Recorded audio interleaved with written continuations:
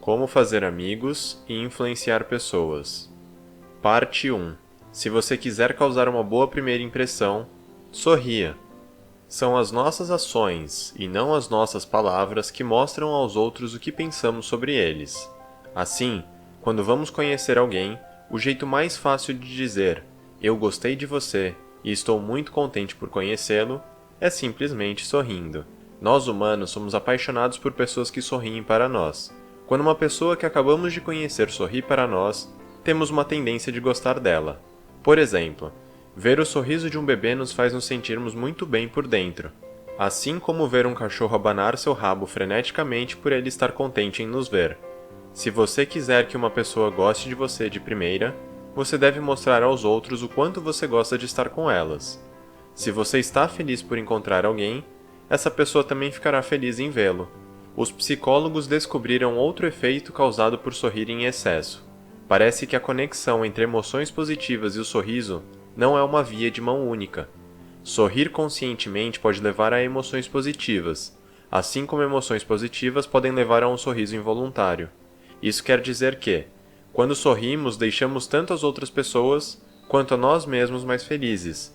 Por isso, podemos dizer que um sorriso não custa nada e traz muita alegria para quem o vê. Parte 2. Se você quiser que os outros gostem de você, não os critique. Criticar as pessoas e apontar seus erros não as ajuda a mudarem seus comportamentos, e certamente não as ajuda a aprender nada. Isso se dá porque, normalmente, as pessoas são guiadas por emoções ao invés da razão. Mesmo que a crítica pareça justificada, normalmente não tem o efeito desejado. A pessoa criticada não está prestando atenção no que você está dizendo, porque ela se sente atacada e sua reação natural é imediatamente defender sua posição e, por fim, contra-atacar. Criticar alguém pode até lhe ajudar a desabafar, mas no longo prazo isso só vai fazer os outros gostarem menos de você. Muitas pessoas bem-sucedidas criaram o hábito de nunca criticarem os outros abertamente. Por exemplo, Benjamin Franklin disse que o segredo para o seu sucesso era nunca falar mal de nenhum homem.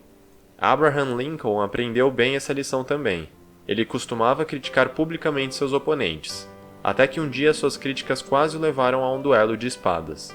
A partir daquele momento, ele parou de criticar os outros abertamente. Durante a Guerra Civil Americana, ele disse: "Não os critiquem. Eles são o que nós seríamos nas mesmas circunstâncias", dizendo isso àqueles que falavam mal dos sulistas. Criticar é fácil, mas é preciso ter caráter para ser compreensivo e perdoar os outros por seus erros e deficiências. Se você quiser que os outros gostem de você, tente entender o que os motiva, aceite suas dificuldades e crie o hábito de nunca criticá-los abertamente, pois isso voltará para assombrá-lo. Parte 3. Se você quiser que os outros gostem de ajudá-lo, mostre sua admiração com frequência. Como você pode convencer alguém a lhe fazer um favor? Você deve garantir que eles queiram fazer. E como isso é possível? Você deve motivar o outro com uma simples recompensa, sua sincera admiração ou gratidão. Um dos mais fortes motivadores do comportamento humano é o desejo de ser valorizado pelos outros. Todos nós gostamos de sermos elogiados e ouvirmos que estamos fazendo um bom trabalho. Alguns chegam a dizer que todas as civilizações se baseiam no desejo humano pelo reconhecimento. Nosso desejo por aceitação e elogios nos faz subir a montanha mais alta, escrever novelas e criar empresas multimilionárias. E o que podemos aprender com isso?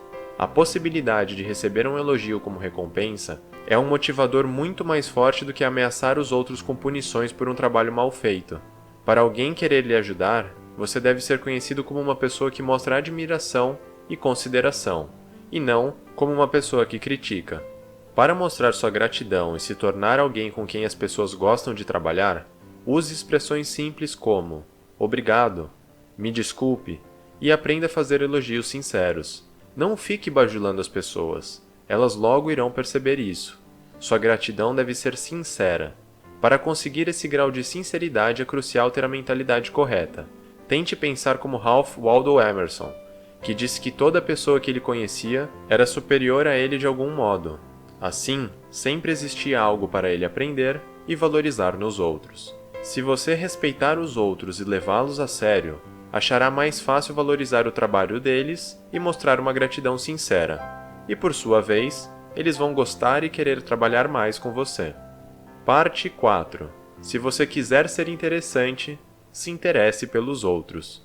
Todos nós gostamos de um bom ouvinte, e especialmente quando a pessoa nos encoraja a falar mais sobre nós mesmos. Todos os seres humanos, naturalmente, se interessam por si mesmos e, consequentemente, ficam felizes de conhecer pessoas que têm interesse neles. Se você quiser ser simpático e interessante, ouça ao invés de falar. Pergunte aos outros sobre eles e os encoraje a falar o quanto quiserem.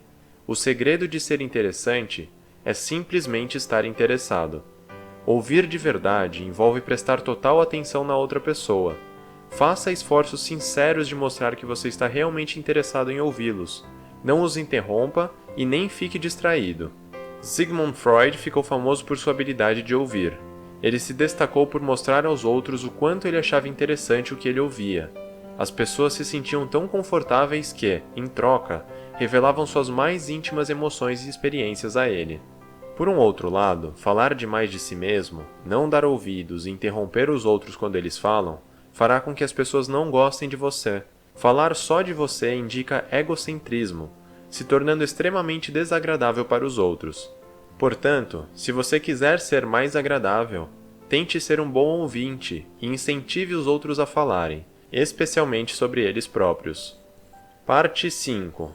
Mostre a sua apreciação pelos outros, falando sobre o que é importante para eles.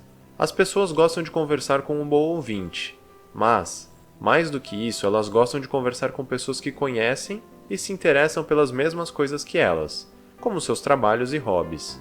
Todos gostam de conversar sobre o que é importante para eles mesmos, então, eles naturalmente gostam de quem tem os mesmos interesses. Veja Roosevelt como um exemplo. Quando ele ia conhecer alguém, ele se preparava, lia absolutamente tudo o que conseguia a respeito do que era interessante para outra pessoa. Ele entendeu que o caminho para ser valorizado por qualquer pessoa era a habilidade de conversar com a pessoa sobre o que ela mais gosta.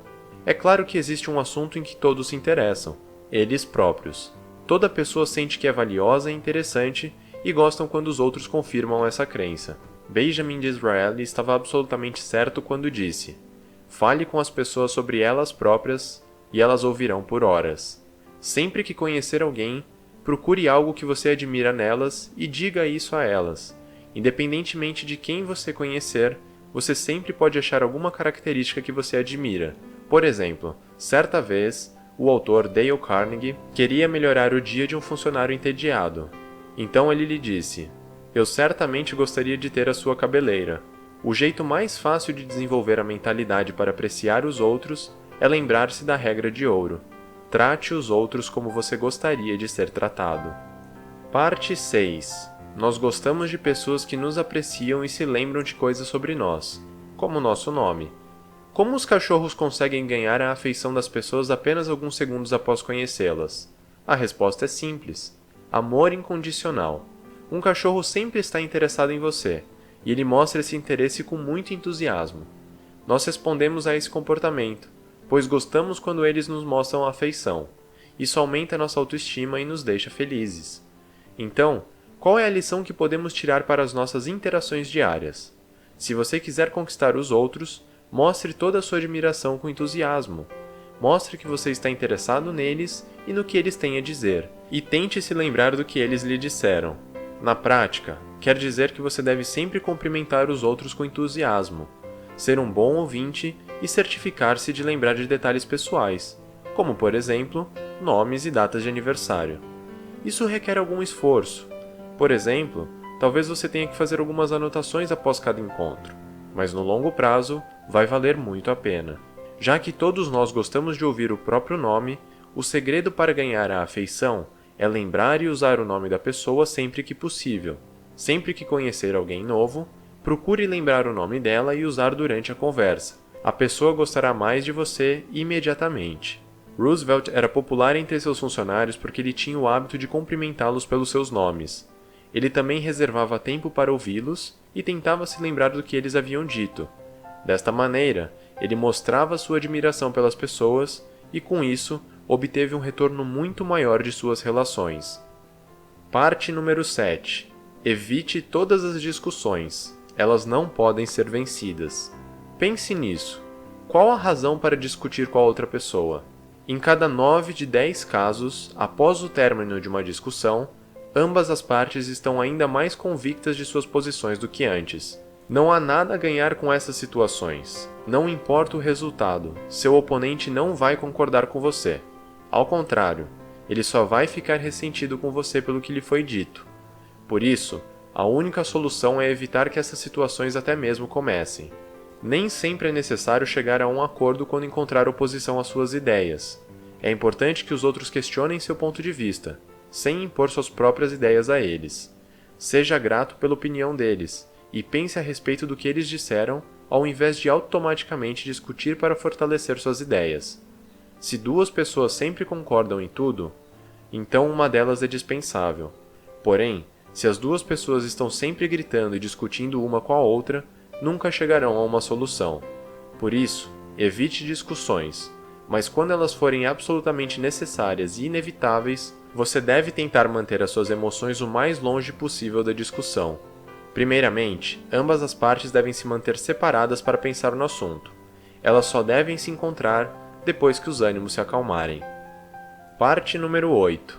Nunca diga aos outros que eles estão errados. Eles só ficarão ressentidos. Quando você fala para alguém que ele está errado, basicamente você diz: eu sou mais esperto do que você. Isso é um ataque direto à autoestima da pessoa. Você vai machucar os sentimentos dela e ela vai querer revidar.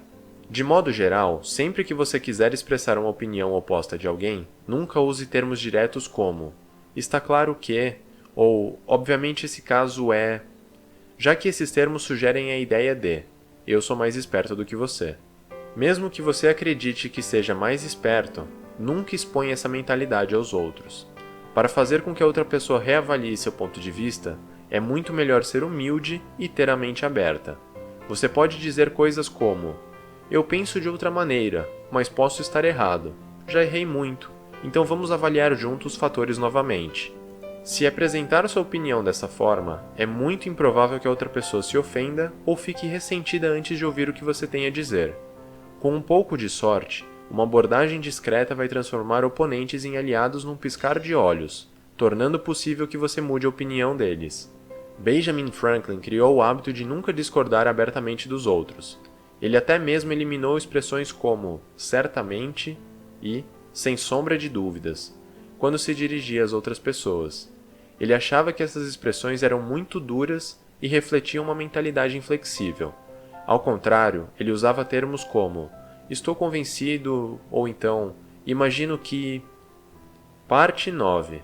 Sempre que estiver errado, admita de maneira clara e rápida. A verdade é que todos nós cometemos erros. Existe um modo muito simples de evitar que alguém o repreenda quando você errar.